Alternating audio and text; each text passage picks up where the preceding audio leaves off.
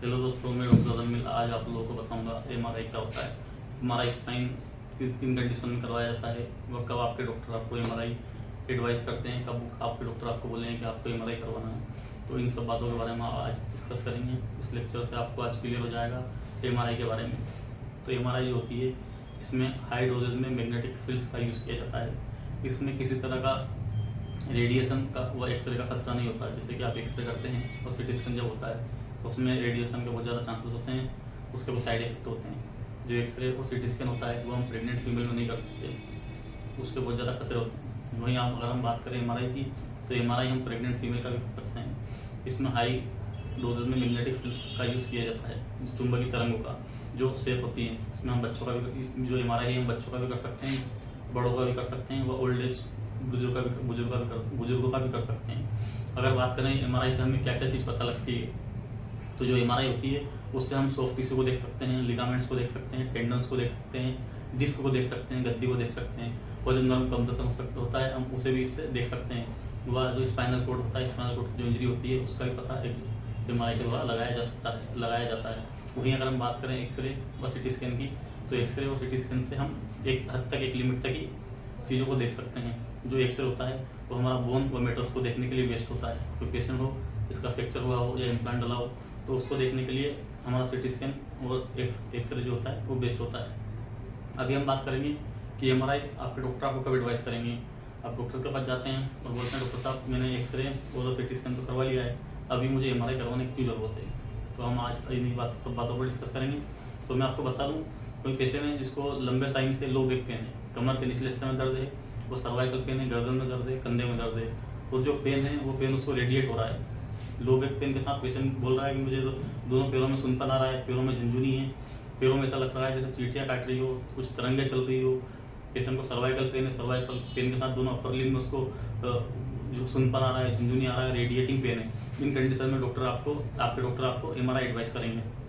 वो एमआरआई भी, इसके कुछ अलग अलग हिस्से होते हैं, बॉडी के अलग अलग हिस्सों की एमआरआई होती है। जैसे अगर किसी पेशेंट को सर्वाइकल की प्रॉब्लम है, गर्दन के हिस्से में दर्द हो रहा है, नेक में पेन है, और साथ में बहुत अपर लिम्ब में वो रेडिएटिंग पेन है, तो आपको उस कंडीशन में सर्वाइकल एमआरआई करवाया जाएगा।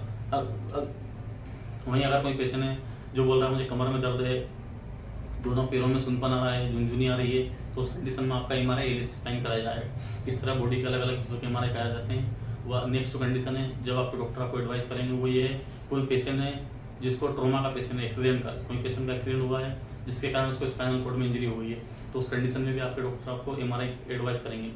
उसमें एमआरआई में डॉक्टर देखेंगे कि जो पेशेंट का ट्रॉमा हुआ है, एक्सीडेंट हुआ है, उससे पेशेंट को स्पाइनल कॉर्ड इंजरी तो नहीं हुई है। अगर स्पाइनल कॉर्ड इंजरी हुई है तो किस लेवल तक हुई है। स्पाइनल कॉर्ड इंजरी हुई है उससे कहीं तो उसने नर्व कंप्रेशन तो नहीं किया है, पेशेंट को आगे चल के ज़्यादा प्रॉब्लम तो नहीं है, पेशेंट का कोई डिस्क फ्रैक्चर तो नहीं हुआ है। इन सब चीज़ों को देखने के लिए हम एमआरआई करेंगे। कोई पेशेंट ट्रॉमा का उसमें अगली जो कंडीशन होती है वो होती है इन्फेक्शन या फिर ट्यूमर या फिर पोर्ट स्पाइन। ये तीन ऐसी बीमारियाँ हैं, इसमें आपके डॉक्टर आपको एमआरआई करने की सलाह देंगे। इन्फेक्शन अगर किसी पेशेंट को है रीढ़ की हड्डी में, स्पाइनल कॉर्ड में, तो उसके कारण पेशेंट को बुखार आ सकता है लंबे टाइम तक, पेशेंट का वजन कम हो सकता है, पेशेंट के जो सीबीसी में डब्ल्यूबीसी काउंट बढ़ सकते हैं, ईएसआर सीआरपी के काउंट बढ़ सकते हैं। अगर किसी पेशेंट को पोर्ट स्पाइन है, पोर्ट स्पाइन के कारण पेशेंट को सीवियर बैक पेन होता है, बहुत असहनीय कमर में दर्द रहता है, और साथ में पैरों में सुनपन होना, झुंझुनी आना, कभी कभी पेशेंट के दोनों पैर पैरालाइज भी हो जाते हैं, काम करना बंद कर देते हैं। ऐसी कंडीशन में डॉक्टर आपको एमआरआई करने की सलाह देंगे। अगली जो बीमारी जिसे हम बोलते हैं ट्यूमर, कैंसर। अगर आपके स्पाइनल कोड में कोई गांठ हो, कोई गठान हो जो आपके स्पाइनल कोड को कंप्रेस कर रही हो, जो आपकी नर्व को कंप्रेस कर रही हो, जिसके कारण पेशेंट के पैरों में सुनपन आना, झुंझुनी होना, कमर में दर्द होना, दोनों पैरों का रुक जाना, इन कंडीशन में भी डॉक्टर आपको एमआरआई एडवाइस करेंगे। वह आप ये देखने के लिए डॉक्टर आपको एमआरआई एडवाइस करेंगे जो आपको ट्यूमर है ये उसी स्पाइनल कोड का या फिर हड्डी का जो अपनी वर्टिब्रा है उसी का ट्यूमर है, या फिर और कहीं से आगे ट्यूमर यहाँ पे आया है। सेकेंडरी ट्यूमर तो नहीं है। प्राइमरी और सेकेंडरी को डायग्नोसिस करने के लिए, प्राइमरी और सेकेंडरी को पता करने के लिए भी हमें डॉक्टर एडवाइस करेंगे कि आप एमआरआई करवाओ। एमआरआई से बता पाएंगे कि ये ट्यूमर आपका यही एक्यूट है या फिर सेकेंडरी है, कहीं और का ट्यूमर। लंग्स का जो प्राइमरी ट्यूमर है सेकेंडरी होगा, आपका बोन मेटास्टेसिस तो नहीं कर रहा, उसको देखने के लिए भी आपके डॉक्टर आपको एमआरआई एडवाइस करेंगे। नेक्स्ट जो कंडीशन होती है कि आपके डॉक्टर आपको एमआरआई कब एडवाइस करेंगे वो ये है, किसी पेशेंट को रेडिकुलोपैथी या फिर माइलोपैथी हो।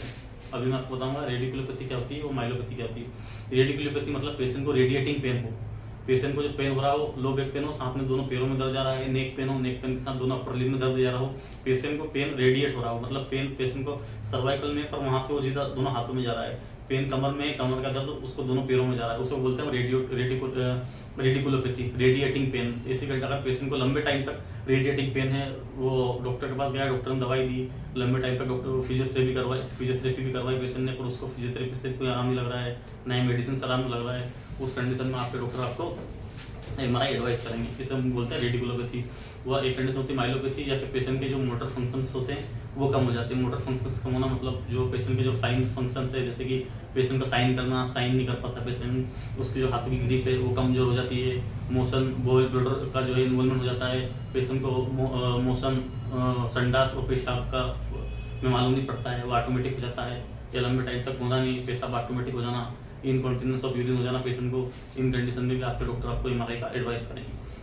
ये कुछ मेडिकल कंडीशंस है जिसमें आपके डॉक्टर आपको एडवाइस करेंगे कि आपको कब एमआरआई कराना है वो कब नहीं कराना है।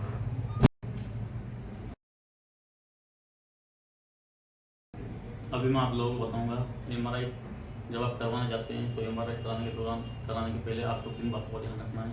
सबसे पहले जब भी आप एमआरआई कराने जाएँ तो जो अपने साथ किसी भी तरह का मेटल्स का सामान लेकर ना जाएं, जैसे कि वॉच हो गई, वॉच को आपको निकाल देना है एमआरआई के पहले, कोई ऑर्नामेंट्स आपने पहना उसको निकाल देना है, ज्वेलरीज को आपको निकाल देना है। वो अगर कोई कार्डियक पेशेंट को इम्प्लांट लगा हुआ है, जो पेसमेकर डला होता है हार्ट में, अगर वो है तो पहले टेक्नीशियन को बताए, वरना जो आपका एमआरआई के दौरान जो है इम्प्लांट डला हुआ है वो खराब हो सकता है, क्योंकि एमआरआई मशीन में हाई डोजेज में मैग्नेटिक फील्ड्स का यूज़ किया जाता है, जो कि मेटल्स को अपनी ओर आकर्षित करती है। कोई भी आपने अगर मेटल्स की चीज़ साथ में लेके जाएंगे तो उसमें चिपक जाएगी, जिससे आपको चोट पहुंच सकती है, खतरा हो सकता है। कभी कभी इसमें जान जाने का खतरा रहता है अगर आप हेवी डोज में मेटल्स साथ में इसमें लेके जाएंगे तो, क्योंकि उसमें हाई डोज में मैग्नेटिक फील्ड्स का यूज़ किया जाता है जो उसको अपनी साइड खींच लेती है, तो आपको कुछ सावधानियाँ बरतनी है। इसके बाद मैं बताऊँगा एमआरआई मशीन के बारे में। एमआरआई मशीन कितने तरह की होती है, एमआरआई मशीन कैसी होती है। तो एमआरआई जो मशीन होती है इसकी जो पावर होती है, हम इसकी पावर को टेस्ला में नापते हैं। इसकी पावर की अगर बात करें तो हम टेस्ला की बात करते हैं कि मशीन कितने टेस्ला की है। तो एमआरआई जो मशीन होती है 0.3 टेस्ला, 0.5 टेस्ला और 1.5 और 3.0 टेस्ला तक की एमआरआई मशीन होती है। जो सबसे बेस्ट एमआरआई मशीन होती है वो होती है 3.0 टेस्ला की, वो 1.5 टेस्ला की मशीन भी ठीक होती है। लेकिन जो रूरल एरिया है, जो ग्रामीण क्षेत्र है, जो पेरीफेरी वाला एरिया है, तहसील लेवल पे जो मशीन होती है सिविल हॉस्पिटलों में वो 0.3 टेस्ला 0.5 टेस्ला की होती है, जिसमें आप एमआरआई करवाएं तो एमआरआई में अच्छे से रीडिंग नहीं आती है, अच्छे से डायग्नोसिस नहीं बन पाता, अच्छे से बीमारियों को उसमें अच्छे से नहीं देख पाते। वो मशीनों में हम टेंडेंस और लिगामेंट को क्लियरली नहीं देख पाते, टेक्निक्स अच्छे से उसमें फिल्म नहीं निकाल पाते। तो आप हमेशा याद रखें जब भी आपको एमआरआई करानी हो तो एमआरआई कराने से पहले आप जरूर पता कर लें कि मशीन कितने टेस्ला की है। अगर मशीन 0.3 टेस्ला 0.5 टेस्ला की तो आप बिल्कुल ना कराएं एमआरआई, क्योंकि वो एमआरआई कराने का आपका कोई मतलब नहीं रह जाएगा, आपका जो मनी लॉस हो जाएगा, क्योंकि उस मशीन में अच्छे से इमेज नहीं बना पाएगी, मशीन दिखा नहीं पाएगी, क्योंकि 0.3 टेस्ला की मशीन बहुत लो पावर की होती है, उसमें अच्छे से मैग्नेटिक फील्ड्स का यूज नहीं किया जाता है, जिसके कारण पेशेंट के जो सॉफ्ट टिश्यू लिगामेंट्स है, डिस्क है, नर्व है, स्पाइनल कॉर्ड है, टेंडन्स है, इनको अच्छे से नहीं देख पाती हो, तो बहुत सी चीज़ों को मिस कर देती है। तो आपको मैं यही कहूँगा कि आप जब भी एमआरआई कराने जाए तो 1.5 और 3.0 टेस्ला की मशीन से ही कराएं। आपके जो नी जॉइंट हो गए, जो टेंडन नी जॉइंट में टेंडन होते हैं, इंटर एसीएल पीसीएल जो टेंडर होते हैं, उन टेंडन्स को देखने के लिए आपको हमेशा 3.0 टेस्ला की मशीन का यूज़ करना है। 3.0 की जो टेस्ला मशीन होती है वो हाई क्वांटिटी में मैग्नेटिक फील्ड्स का यूज़ करती है, जिसके कारण उसमें डिस्क हो गया, उसके बाद अपना ligaments, tendons, nerve, spinal cord, इन सबको अच्छे से रीड कर लेती है। तो हमेशा याद रखें कि आपको 3.0 की टेस्ला की मशीन में ही अपनी एमआरआई करवाना है। वो 0.3 और 0.5 1.1 वाली एमआरआई में आपको अपनी एमआरआई नहीं करवाना है। अभी चीज़ें वो इसमें ये है कि एमआरआई जो मशीन होती है 2 तरह की होती है। एक होती है ओपन एमआरआई मशीन, एक होती है ड्रम लाइक मशीन, जो आपको स्क्रीन पर देख सकते हैं। ओपन किस तरह की होती है, वह सिलेंड्रिकल किस तरह की होती है। कुछ मरीज होते हैं जिनको क्लोस्ट्रोफोबिया नाम की बीमारी होती है। क्लोस्ट्रोफोबिया मतलब जो कुछ पेशेंट होते हैं जिनको अकेले में अकेले में घबराहट होती है, अकेले में डर लगता है, उनकी सांस भरने लगती है, उनको सांस लेने में दिक्कत होने लगती है, उनको घबराहट होने लगती है, डर लगने लगता है, बेचैनी होने लगती है। ऐसे मरीजों को हम ओपन एमआरआई मशीन एडवाइस करते हैं। ऐसे मरीजों की हम जो एमआरआई करते हैं वो ओपन एमआरआई मशीन में उनकी एमआरआई की जाती है। वह एक क्लोज एमआरआई होती है, जो सिलेंड्रिकल शेप की एमआरआई होती है, जिसके अंदर मरीज को डाल दिया जाता है। वह आसपास से उसकी जो विद्युत तरंगे होती है, चुंबकीय तरंगे, वो उससे उसका इमेज लेती हैं। तो ये 2 तरह की एमआरआई मशीन होती है, एक ओपन होती है, एक क्लोज होती है। ओपन मशीन का यूज़ हम जो क्लोस्ट्रोफोबिया वाले पेशेंट होते हैं, जिनको अकेले में डर लगता है, उन मरीजों का उन मरीजों की जो स्कैनिंग होती है हम ओपन मशीन में करते हैं, बाकी जो मरीज होते हैं उनकी स्कैनिंग हम नॉर्मल मशीन में की जाती है। वो अगली जो चीज़ होती है इसमें कुछ खास बातें हैं आपको ध्यान रखना है। वो एक तो है मशीन का देखना कि मशीन आपकी अच्छी टेस्ला की हो, 1.5 या 3.0 टेस्ला की मशीन हो। सेकंड जो चीज़ है वो टेक्नीशियन, जब भी आप एमआरआई कराने जाएँ तो एमआरआई जब भी कराने, जो अगर आप एमआरआई कराने जा रहे हैं और आपने जो 0.3 वाली टेस्ला की मशीन है उसका टेक्नीशियन जो एमआरआई कराएगा वो उस लेवल पे करेगा, क्योंकि उस मशीन में कुछ दिखाई नहीं देगा। उस मशीन, वो वाली मशीन अच्छे से रीड ही नहीं कर पा रही, वो रीडिंग नहीं ले पाएगी, वो स्कैनिंग अच्छे से नहीं कर पाएगी, वो मशीन अच्छे से इमेज नहीं दे पाएगी। तो वो जो टेक्नीशियन होगा उस लेवल की रिपोर्ट बनाएगा, उस लेवल की ही स्कैनिंग करेगा। तो जो डॉक्टर है, जो रेडियोलॉजिस्ट है, जो रिपोर्टिंग करेंगे, वो जो टेक्नीशियन इमेज लेगा, जो टेक्नीशियन पेशेंट की स्कैनिंग करेगा, उसके हिसाब से जो रेडियोलॉजिस्ट है वो रिपोर्ट बनाएगा। तो टेक्नीशियन उस मशीन में अच्छे से इमेज नहीं आएगी तो रेडियोलॉजिस्ट रिपोर्ट कैसे बनाएगा। इसी तरह आपको हमेशा कभी भी एमआरआई करानी हो तो आपको हमेशा अच्छी जगह करानी हो और आपको पता करना है टेक्नीशियन तो अच्छा है ना। पता चले मशीन 1.5 टेस्ला की है और जो टेक्नीशियन है उसने काम किया 0.3 वाली टेस्ला मशीन में और वो न्यू अपॉइंट हुआ है वहाँ पे और वो अच्छे से इमेज नहीं ले पा रहा है। तो एमआरआई जब भी आप करवाने जाए तो उसमें टेक्नीशियन का बहुत ज़्यादा अच्छा रोल होता है, क्योंकि टेक्नीशियन अच्छा होगा तभी तो अच्छी सी इमेज देगा। क्योंकि जब एमआरआई आप कराने जाते हैं तो आपकी एमआरआई जो होती है वो आपके रेडियोलॉजिस्ट डॉक्टर नहीं करते, वो आपके करते हैं टेक्नीशियन। तो टेक्नीशियन अच्छा होना चाहिए, टेक्नीशियन एक्सपर्ट होना चाहिए, टेक्नीशियन को नॉलेज होना चाहिए, एक्सपीरियंस होना चाहिए। अगर टेक्नीशियन जो इमेज लेगा, पेशेंट के जो कट्स लेगा, जो फोटोज लेगा, जो स्क्रीनिंग करेगा, वो स्क्रीनिंग को देख के आपके जो रेडियोलॉजिस्ट है वो आपकी रिपोर्टिंग करेंगे। अगर आपके टेक्नीशियन अच्छे से आपकी इमेज लिए, अच्छे से आपका व्यूज लिए, अच्छे से आपके कट्स लिए, अच्छे से आपकी स्कैनिंग की, तभी तो आपकी रिपोर्ट अच्छे से बन पाएगी, तभी आपके जो रेडियोलॉजिस्ट है वो आपकी रिपोर्ट अच्छे से निकाल पाएंगे।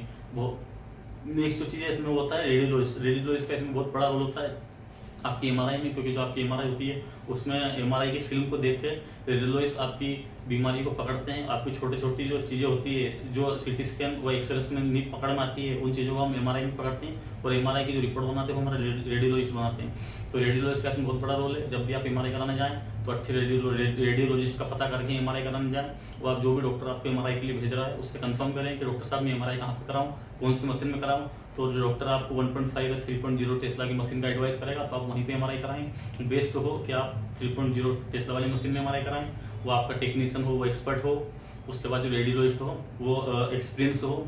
ये तीनों चीज़ को आपको पता करके ही अपनी एमआरआई करवाना है। तो दोस्तों हमारा एमआरआई का लेक्चर खत्म हुआ। अभी आप लोग कमेंट सेक्शन में कमेंट करके जरूर बताएं ये लेक्चर आपको कैसा लगा। वो आप कमेंट सेक्शन में जरूर कमेंट करें कि नेक्स्ट वीडियो आपको किस लेक्चर पे चाहिए। प्लीज़ चैनल को लाइक शेयर सब्सक्राइब करना ना भूलें। Thank you.